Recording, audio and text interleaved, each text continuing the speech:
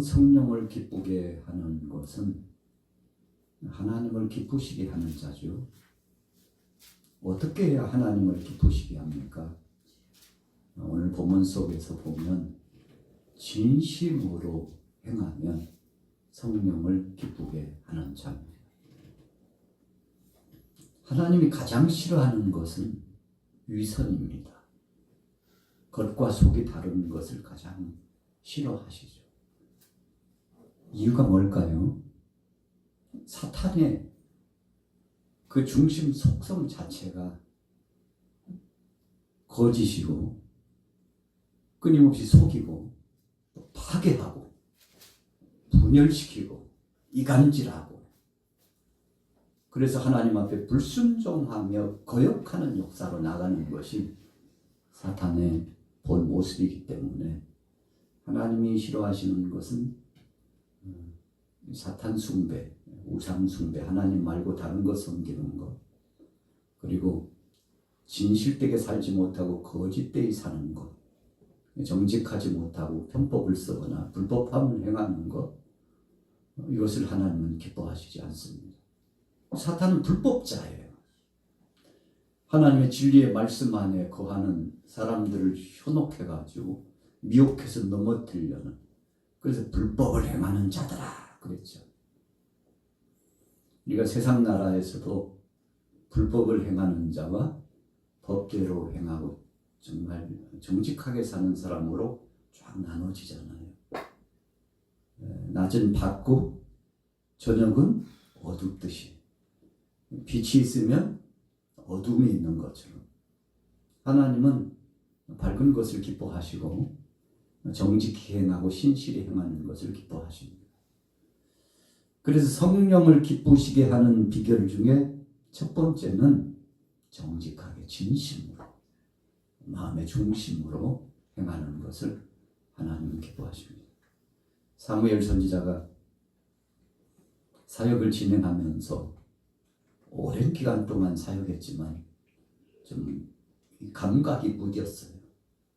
영적 감각이 무뎌가지고 하나님이 급하였는데 이새의 집에 가가지고 앞으로 이스라엘의 2대 왕이 될 자를 미리 선택하고 기름 부으라고 사무엘 선지자에게 아주 엄한 명령을 내렸죠. 시간이 급해요. 그래서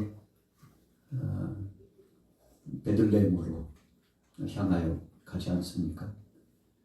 그래서 가서 이새의 집에 방문해가지고 온 가족들을 다 모으고, 사무엘 선지자는 다 모아서 다 모인 줄 알았죠. 나중에 보니까 막내 아들 다윗이 빠졌다는 것을 알죠. 하나님께서 사무엘 선지자에게 주신 중요한 명제는 사람은 겉을 보지만 하나님은 마음의 중심을 보신다는 것, 이 중요한 명제를 가르치십니다. 오랫동안 사무엘 선지자가 사역을 했지만 아직도 자기 자신은 겉을 보고 판단하는 참 무지하고 부족하고 약한 자인 것을 깨닫게 되죠. 여러분, 우리가 그렇습니다. 어떤 때는 우리가 보이는 형태적인 조건을 보고서 뭐 얼마 안 되는데 아유 이것 가지고 어떻게, 물량적으로든지 조건적으로 이것 가지고는 안 됐다고 우리 자신이 판단하잖아요. 이유가 뭡니까? 우리는 겉만 보니까 그래요. 그런데 하나님은 뭘 보셔요? 마음의 중심, 진심을 보시기 때문에. 그래서 우리는 하나님 앞에 두려운 겁니다. 오늘 여기 우리가 예배자로 나왔는데 우리가 하나님 앞에 참 좋은 것을 많이 올려드렸잖아요. 그래서 예배는 두 가지예요. 첫째는 우리가 하나님 편에 올려드리는 겁니다. 계속 올려드려요. 그러면 하나님께서 응답하시고 내려주시는 거죠. 그런데 중요한 것은 우리가 하나님 앞에 올려드렸을 때 무슨 마음으로 올려드리느냐가 중요합니다. 하나님은 받기 위해서 그러신 분이 아니에요. 그래서 하나님께서 우리에게 은혜 주신 것을 감사해서 찬송도 주님의 은혜가 너무 감사해서 헌물도 주님의 사랑과 지금까지 은혜가 너무 감사해서 그래서 모든 것이 하나님 앞에 감사로 올려드리는 겁니다. 이유가 없어요. 그냥 감사해요. 그분이 지금까지 해주신 것이 너무 감사해가지고 하나님 앞에 올려드린 거죠. 그리고 올려드리고는 다 잊는 겁니다. 잊어버리는 거예요. 왜요? 하나님 앞에 하나님의 것을 올려드린 거기 때문에 그것을 다시 생각할 이유도 없고 하나님이 받으셨으면 그것으로서 감사하고 주님이 기쁘시게 생각하셨다면 너무 영광이고 기쁨이 되기 때문에 그러신 것이죠. 그래서 예배는 우리가 하나님 앞에 올려드리면 또 하나님께서 내려주심이지만 사실 기초적인 이 자원은 하나님이 이미 내게 주셨기 때문에 감사함으로 준비하여 올리는 시간입니다. 이것이 본질적인 예배의 중심입니다. 그래서 예배는 하나님이 주신 것 감사하여 너무 그 은혜가 감격해서 출발하는 겁니다. 그래서 그렇게 예배하는 자는 하나님을 기쁘시게 할 수밖에 없고 성령님이 기뻐하실 수밖에 없는 거죠. 그래서 오늘 12장 1절에 보면 주님이 참 기뻐하지 않는 것을 이렇게 지적했었죠. 읽어볼게요. 누가복음 12장 1절부터 읽습니다. 시작. 그동안에 물이 수만 명이 모여 서로 밟힐 만큼 되었더니 예수께서 먼저 제자들에게 말씀하여 이르시되 바리새인들의 누룩 곧 외식을 주의하라. 감추인 것이 드러나지 않을 것이 없고 숨긴 것이 알려지지 않을 것이 없나니. 사람이 얼마나 많이 모였는지 1절에 보니까 얼마라고요? 수만 명. 수만 명이라는 이 용어를 언제 쓰죠? 헤아릴 수 없이 너무 많아가지고. 한번 사람 좀 세봐. 아휴, 내가 200까지 쉬었는데 200 하나부터 잊어버렸어. 아니 나는 500까지는 쉬었는데 500 하나부터 잊어버렸어. 아휴, 보니까 10분지 1도 다 못 센 것 같아. 앞에 보이는 사람만 셌지 뒤에는 엄청나게 물밀듯이 있다고. 이렇게 헤아릴 수 없이 많은 사람들이 있을 때 뭐라고요? 수만. 숫자를 조금 이렇게 길게 한 3박자만 할까요? 4박자만 할까요? 수만 명이 모였다고. 이 성경을 보면은요 굉장히 그런 표현이 많습니다. 예수님께서 이렇게 수만 명이 모였는데 내가 한 가지 알려줄게. 저 사람들이 왜 왔을게? 저 양반들이 이렇게 인산이네구나. 왜 온 거야 도대체? 너희가 한번 이야기해봐. 왜 온 거야? 왜? 아마 물으셨을 거라고 생각합니다. 주님 말도 맞아요. 주님께서 그냥 말씀만 하셔도 치유된다는 소문 듣고 왔죠. 어떤 사람은 예수님 계신 곳에 먹을 것도 넘쳐난다고 해서 먹기 위해서 온 자들도 있습니다. 주님 말도 마세요. 예수님 가는 곳에 사람들이 주님과 함께하는 사람들에게는 극찬을 하고 극대우를 해주고 예수님 까닭에 대우받으니까 어깨가 들썩이면서 세상에 랍비들 많지만 예수라고 하는 선생은 다르다고. 그래서 주님을 그리스도가 아닌가 하는 사람들이 많습니다. 다는 아니지만 구약의 말씀만 그 그리스도가 오셨다고 진심으로 이야기하는 사람도 있죠. 그래서 한때는 예수님이 그랬잖아요. 그러면 너희는 나를 누구라고 생각하느냐. 그랬더니 제자 가운데 대표자 베드로가 뭐라고 그랬죠?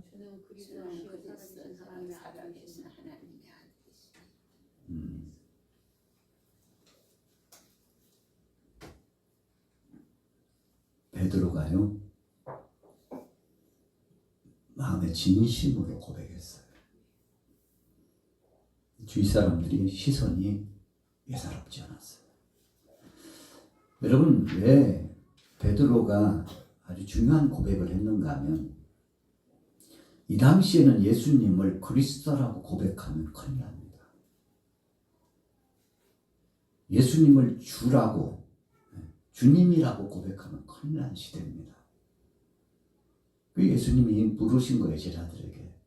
야, 세상 사람들은 세상의 눈치를 보고, 권력자 눈치 보고, 또 주의 눈치 보고, 나를 그리스도라고 주라고 고백하는 것을 굉장히 부담스러워하는데, 너희들은 어떻게 생각하냐?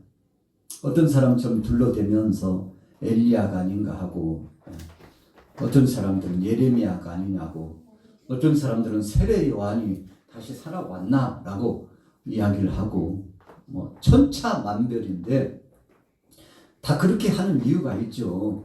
그냥 예수님이 행하시는 것을 보면, 이사야서의 말씀만 봐도, 시편의 말씀만 봐도, 율법서 모세오경의 말씀만 봐도 예수님이 그리스도라는 사실을 다 알 수 있는 거예요. 그래도 여러분, 입으로 시인하고 고백하고 사람들 앞에서 이분이 바로 메시아라고 이야기하는 것은 못내 조심스러웠다는 겁니다. 그렇게 하면 이 당시 어떤 시대라고요? 잡혀 죽어요. 이 당시 주인은 한 사람이에요. 여러분, 로마가 압박하고 속국화했던 그런 시대이기 때문에 로마 황제 외에 다른 사람을 주라고 하면 큰일 나는 시대입니다. 여러분, 그런 시대예요. 예수님 따르고 예수님을 그리스도라고 주님이라고 고백하는 것은 진짜 목숨 내놓고 해야 되는 시대라 이겁니다. 그래서 사람들이 예수님 따르면서 예수님의 말씀을 들으면 은혜는 받고 저분이 그리스도라는 것을 인정은 했지만 이 말로 세상 사람들 앞에서 증거하고 시인하는 데는 굉장히 조심스럽다 이겁니다. 그래서 오늘 본문에 예수님이 그 말씀을 하신 거예요.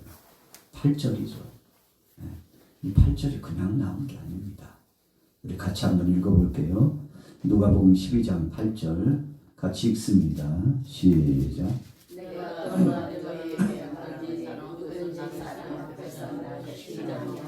인자도 하나님의 사자들 앞에서 그를 시인할 것이요 사람 앞에서 나를 부인하는 자는 하나님의 사자들 앞에서 부인을 당하리라.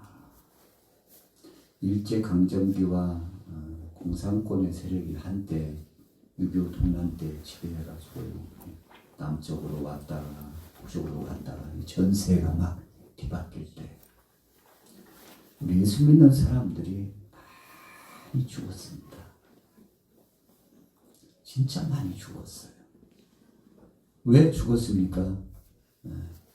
바로 이 8절, 9절 말씀 때문이에요. 예수님을 구주로 받아들인 사람은 다른 복음서에 많은 말씀이 있지만 이 말씀 8절, 9절을 생명처럼 생각을 했어요.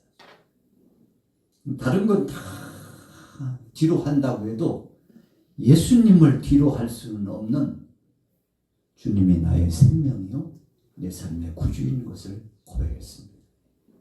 여러분, 이 당시에 무슨 신학이 있었나요? 성경 공부반이 있었나요? 없었어요. 목회자들도 그냥 교회에서 모여서 어떤 선교사님에게 그냥 몇 달 양육받고 그냥 그 자리에서 안수해가지고 나가서 목회하는 목회자들도 많았어요. 그런데 그들이 나가서 사역을 진행하면 능력이 나타났다 이겁니다. 사람들에게 말씀을 선포하는 은혜를 받았다 이겁니다. 이유가 뭔가요?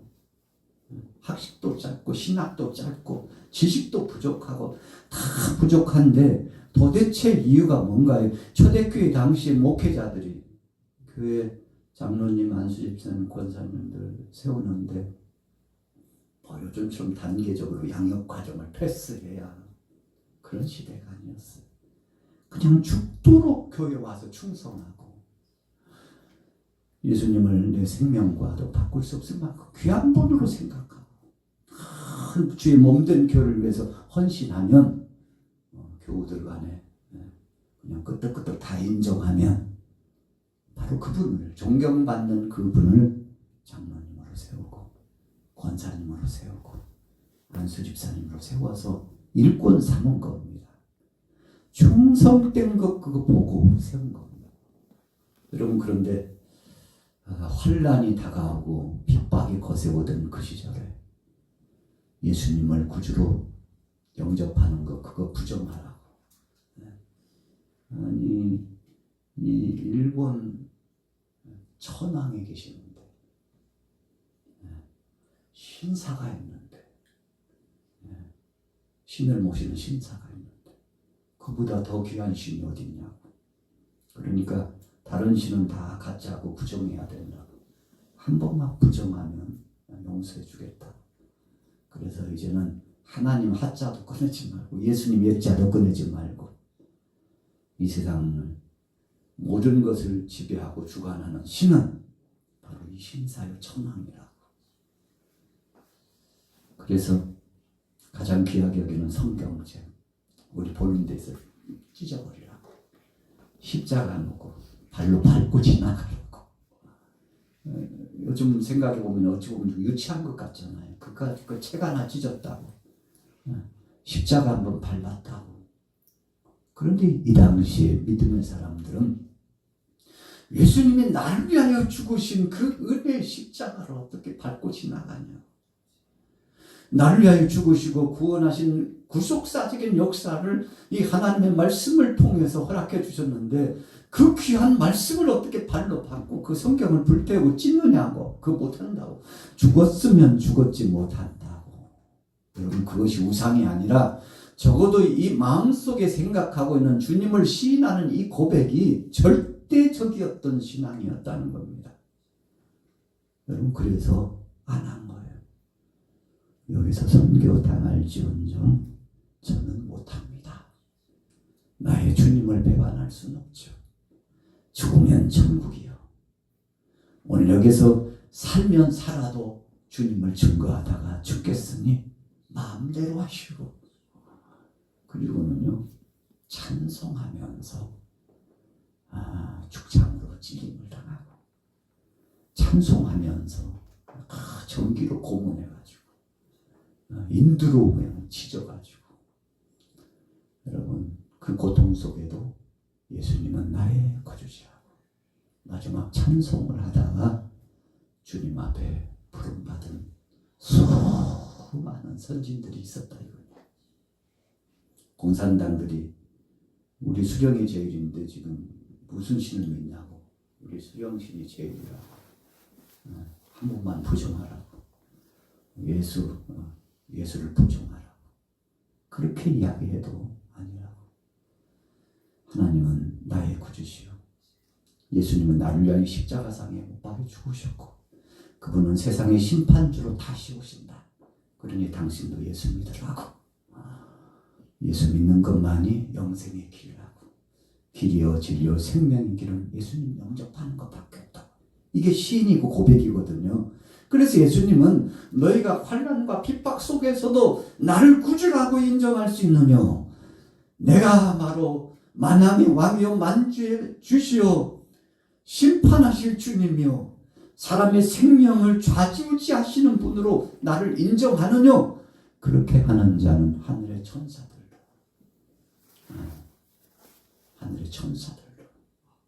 변호하는 것처럼 당신들을 인정하고 내가 너희들을 인정할 것이라. 정말 그렇게 할 수 있냐고.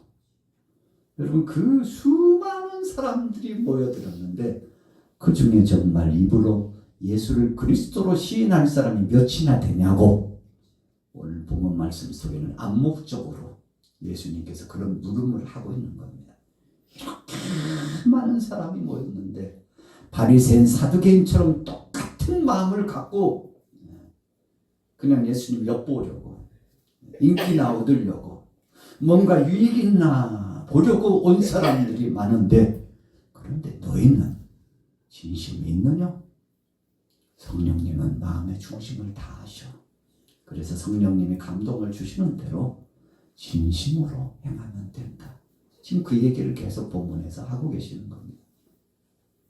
그래서 성령님이 기뻐하시는 것은 뭐라고요? 마음의 진심으로 행하는 것. 지난주에도 예를 들은 것 같은데, 아나니아와 사피라가 베드로 앞에서 현장에서 죽죠. 성령을 회방한 죄 때문에 그런 겁니다. 예수님도 성령을 회방하는 죄는 용서받지 못한다. 성령 회방죄는 뭡니까? 거짓을 한 것이 성령 회방죄입니다. 성령님은 진실을 말씀하시고 이렇게 하라고 영적인 감동을 주고 변화를 향하여 가라고 말씀하시는데 그 말씀을 거역하는 겁니다. 이 두 가지가 온 거예요. 하나는 성령을 통한 말씀이 오고 한쪽은 악한 것이 와가지고 그 귀중한 거 빼앗아가려고요. 믿음의 그 절대적인 고백의 순간을 빼앗아가려고 막 수군거리는데 아나니아 사피라가 이 사탄에게 속은 거죠. 사도행전을 잘 읽어보세요. 악한 것이 빼앗아간 것으로서 결론 나오고 있어요. 자기 믿음을 지키지 못했어요. 진심으로 처음 가졌던 그 마음 끝까지 가야 되는데 중도 하차했다 이겁니다. 성령님이 싫어하는 것은 이런 변덕스러움을 싫어하십니다. 여러분, 오늘 저와 여러분들은 어떻습니까? 그래서 예수님 10절부터 말씀했죠. 자, 읽어볼게요. 말씀 마무리해 주셨습니다. 10절 시작. 누구든지 말로 인자를 거역하면 사하심을 받으려니와 성령을 모독하는 자는 사하심을 받지 못하리라. 사람이 너희를 회당이나 위정자나 권세 있는 자 앞에 끌고 가거든 어떻게 무엇으로 대답하며 무엇으로 말할까 염려하지 말라. 마땅히 할 말을 성령이 그때 너희에게 가르치시리라. 아멘. 자, 예수님 그랬죠. 얼마 있으면 너희들 다 끌고 갈 거야. 나를 그리스도로 인정하고 하나님이 천지 만물을 창조하셨고 그분이 심판주라고 시인하는 자는 다 끌려갈 거다. 그때 너희들 어떡할 거냐고 예수님 말씀한 겁니다. 그러나 걱정하지 마. 그때 성령님이 너희에게 음성을 들려주시고 확정을 주실 거야. 그 첫 마음을 주실 때 절대 그 마음 뺏기지 말고 그대로 고백하면 돼. 이게 무슨 말씀입니까? 예수님이 그리스도임을 알게 하고 깨닫게 하고 체험케 한 그 성령님이 자기 자신의 믿음을 지키도록 계속 말씀하시면 그 순간 아멘, 아멘. 목에 칼이 들어와도 아멘, 아멘 하고 부정하지 말고 끝까지 이 믿음을 사수하라고 예수님 말씀해 주신 거죠. 그러나 혹시라도 너희가 부정하고 거역하면 그 거역한 것 때문에 부정한 것 때문에 화가 있으리라고 말씀을 해 주신 겁니다. 여러분, 그래서 성령을 모독하는 자는 사하심을 받지 못한다. 무슨 말할까 다 알려주시고 감동을 주셨는데 한참 생각하고 보니까 이러면 내가 죽을 것 같고 이렇게 하면 내가 손해볼 것 같고 이렇게 하면 본전 다 날아가게 생기고 이렇게 하면 사람들에게 손가락질 받고 이렇게 하면 유대교에서 출교될 것 같고 이렇게 하면 나도 집안도 망신이 될 것 같고 여러분 이 당시에 예수님을 구주로 영접했다는 것은 엄청난 것을 각오해야 됐던 때이기 때문에 그러나 그럼에도 불구하고 나를 시인하는 자는 하늘의 상이 크다는 것을 예수님 말씀하시고 무리에게 그냥 어쩔 수 없이 군중심리로 왔다 할지라도 이제 복음을 받아들인 너희는 나를 통해서 생명의 말씀을 받은 너희는 진심으로 그거 끝까지 간수하고 가면 하늘의 영광을 체험하고 신령한 상이 있으리라고 말씀한 거죠. 그러면 이 안에 내주하시는 성령님이 기뻐하실 거라고. 여러분 우리가 신앙생활 할 때요. 성령님이 기뻐하시는 것이 있고 성령님이 탄식하시는 것이 분명히 있습니다. 저나 여러분들이나요. 똑같아요. 그냥 마음속에 훅 하고 들어오는데 하나님이 얼마나 기뻐하실까. 성령님이 얼마나 기뻐하실까.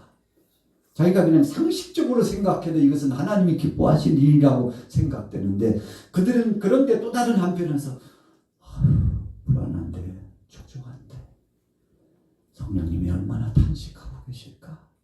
여러분 이같이 이 속에 우리 속에 이 두 가지가 싸운다니까요.